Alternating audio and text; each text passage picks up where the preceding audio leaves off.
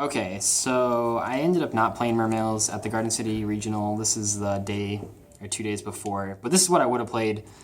I was pretty confident with this deck. I think it's the better way to play Mermails. I know in the last video I talked about how there's like two main ways you can play Mermails. You can play like the Undyne version, or you can play like the lots of Mermails version. And I think this version is better because it can like push through more back row because you have like more stuff to summon per turn. So we can just get right into it. So we're playing 3 Megalo, 3 Teus. If you open Teus, you almost always win. It's like, I don't want to say it's impossible to lose if you open Teus, but it's pretty hard. Like, you can just like tutor everything. And I think that's why I like this build, because like, it's kind of like your Undyne replacement, but like with Undyne, you like didn't win if you opened it because it took up your normal summon, but like Teus doesn't take up your normal summon. So we're playing 3 Pike. He doesn't really have a lot of good targets to search other than gun, but like a lot of times you're like summoning him with a gun, so like searching gun is kind of lackluster, but we're playing like a Hild too. Hild is like honestly one of the best cards in the deck. But anyway, 3 guns. Gun's pretty chill. Some people think 3 clogs. Maybe it does, but like you do kind of want to draw it. If your hand's like all Mermails, and you like don't search, and you want to like avoid having to search the gun if your hand opens all Mermails. And then we're playing 1 Turge, 1 Hill. This card's really important for like OTKing and stuff. And there's like a lot of really not like super complicated plays, but like pretty complicated plays with this card that just wouldn't happen otherwise. I was originally testing with Oshia in the build, and like that's what the Hild was for, but then I found myself like searching the Hild more than the Oshia, because like the Hild was just like another card that like put a monster on board without taking up your normal summon. So I think Hild is pretty cool. Then 1 land, like, I don't know, I really hate Lind, but I feel like you have to play Sphere. So I guess we're playing the Lind too. So that's it for the Mermails. As you can tell, like this is the heavy Mermail version, but Teus is just like that good. We're playing 3 Neptibus, 3 Infantry, 2 Marksmen. You really don't, like, Infantry is the more important one in the main deck. The only time you ever want the 3rd Marksman is against BA. And then 2 Dragoons. So that's it for the Atlanteans. I cut the attack squad because when you're playing the Mermaids, you can just put a lot more damage on board, so you don't need the attack squad. And then 1 Diva, who is basically just like this card gets fucking Veilered all the time. Like I think that's like one thing I see people doing wrong with this deck is like if you have like no cards and you have like 1 Dragoon search, you probably should just grab the Neptibus, because like Diva is just it gets max seed, it gets Veilered, it gets breakthrough, oh my god, everything just shits on this card. But like it's good for like getting in there. It's good because it's a tuner. That's really cool. And 1 Moon Glacia, like bricking this card fucking sucks, but it's still pretty good. I'm playing 1 Birdman. This was suggested by a lot of my subscribers. It's really cool. There's a lot of really cool combos you can do if you open Neptibus and Birdman that end with like a ton of shit that are just you wouldn't have been able to end with otherwise. So he's kind of neat. And then I was gonna play 2 Barrier Statues. So basically, if your opponent ends with a Tin Can and you're going second, you can just normal summon this, and then they can't chain Tin Can or Call the Haunted, and they actually just lose because you can just OTK them, and they can't like strike this. So they either have to like hard draw the Cosmojo or like somehow draw the Warning. Otherwise, like this card is actually just amazing. Oh, and then yeah, so I kept losing games against Monarchs. So, hilariously enough, I kept losing games to Monarchs because of the Trap card.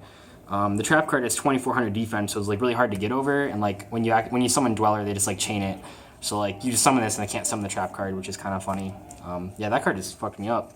And then it's 2 Max C. I don't think you need to play Ghost Ogre, but Max C is still pretty good. Most players just like stop when you actually Max C.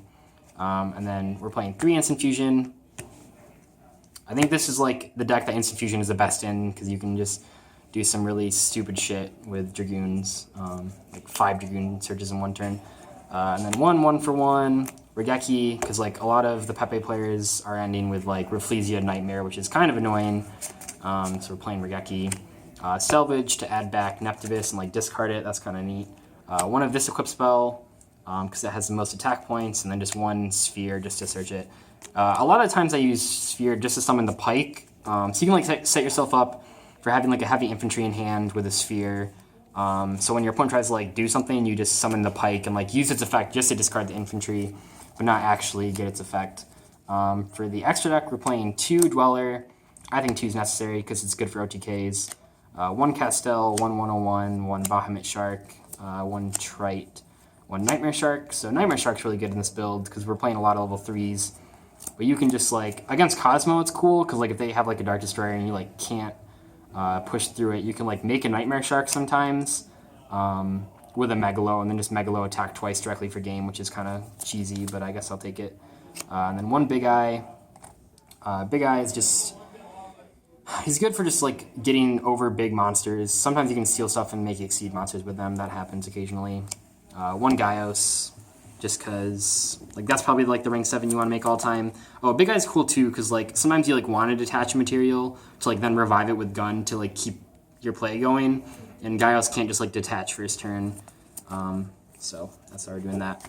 And then for the synchros, we're playing 1 Tatsunoko because that's for a lot of combos. 1 Nothing because it's like you can. That's pretty interchangeable with a lot of level 6s. But if you're going first and you're doing like the Moon and Glacia combo with Diva, I like this just because it does 800 damage. Oh, and it lowers the ship's attacks by 800 because it doesn't target. Gungnir, Trish, and then 2 Norden. I think that's all pretty standard except the Nightmare Shark. The side deck was going to be 3 Gores because like fuck the mirror match. Like the mirror match is actually just aids, so Gores is pretty good. There's some other stuff in here for the mirror match too. But I thought Gores was going to be pretty hot for the event and then the mirror match. 2 Fog King. I think this is better than Massacre Restrict in this deck because, well, first of all, it's a level 7 water, so you can actually overlay with it if, like, you draw it and, like, can't summon it with a lot of attack points. But second of all, you can just, like, discard a Teus. Like, a lot of times you can put, like, a Teus and another Mermail on board without using your normal summon, and then use Tribute for this. And if this has over, like, 2,000 attack, like, your opponent, like, usually just loses the game if they're playing Monarchs. So that's kind of neat. The third Marksman, this guy for Monarchs. 3rd Barrier Statue for Cosmo, 3 Twin Twisters. Like, I was thinking about maining these, but like you don't really need to.